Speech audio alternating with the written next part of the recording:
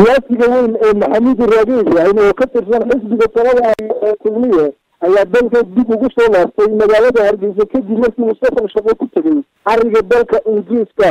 laakiin maxamuud raagey ibraahim waxa uu ka mid yahay xubnaha ugu muhiimsan xisbiga talada kulmiye waxa uu ka warramay qadiyada uu tagay ariga Ingiriiska. ugu horreyn maxamuud ibraahim waxa uu sheegay in ay soo dhaweeyeen madaxweynaha qaranka Soomaaliland mudane Axmed Maxamed Maxamuud Sidaanyo iyo gudoomiyaha xisbiga talada haya Muuse Biixi Cabdi. ujeedada koowaad ee safarkoodana waxay ahaa sidii taageerada badan loogu raadin lahaa xisbiga talada haya ee kulmiye maadaama uu ku leeyahay taageerayaal aad u fara badan ariga dalka Ingiriiska.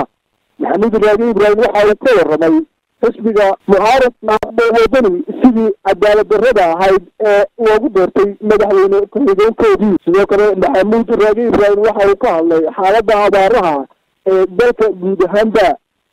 maxamuud raagey waxa uu sheegay in safarkaasi dalka Ingiriiska ay ku tageen madaxweynaha jamhuuriyadda Soomaaliya mudane Axmed Maxamed Maxamuud Sidaanyo iyo gudoomiyaha xisbiga talada haya Muuse Biixi Cabdi inay safarkaasi ku soo dhamaaday safar gudaha la taaban karo.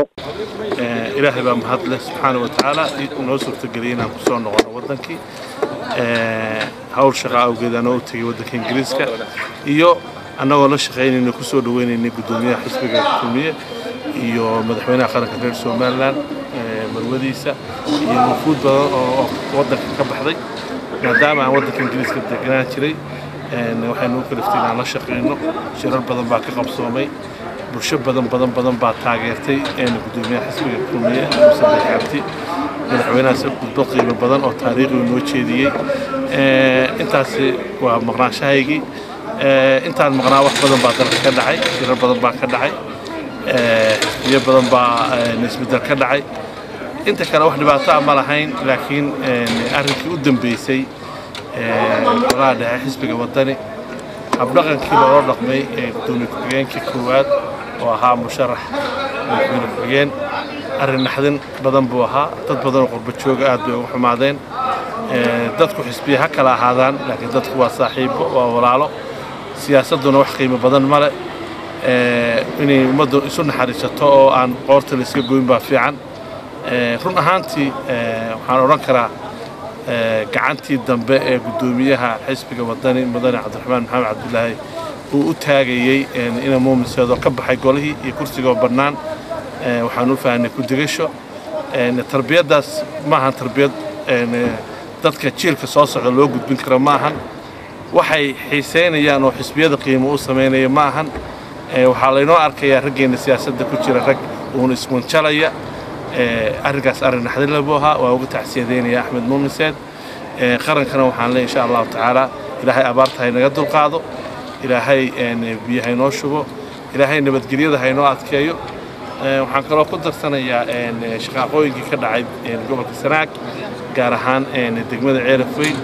insha allahu tacaala beeraha walaalaha waxaan leeyahay nabad baa lagu harsadaa nabad wax taalo male qarankeenu yaanu dib u noqon. Soomaaliya waxaynu kaga duwanahay waa nabadda. odayaasha iyo caqaasha si fiican bay u shaqeeyeen. dowladdu go'aan sax bay qaadatay. shacabkii taageeray iyo shacabkii soo dhaweeyay dowladdana aad baan uga mahad celinaynaa. insha allahu tacaala nabaddaana waa ka wada shaqeynaa. waxaan halkan ku soo dhaweynaynaa maanta saaxiibkay maxamuud raagey ibraahim oo safar kaga soo noqday waddanka Ingiriiska agaasimihii hore ee wasaaradda arrimaha dibadda iyo wasaaradda cadaaladda. saaxiib ku soo dhawow dalkaagii aad mar labaad ku soo fariin noqotay waddankaagii hooyo aad iyo aad baan ku soo dhaweynaynaa.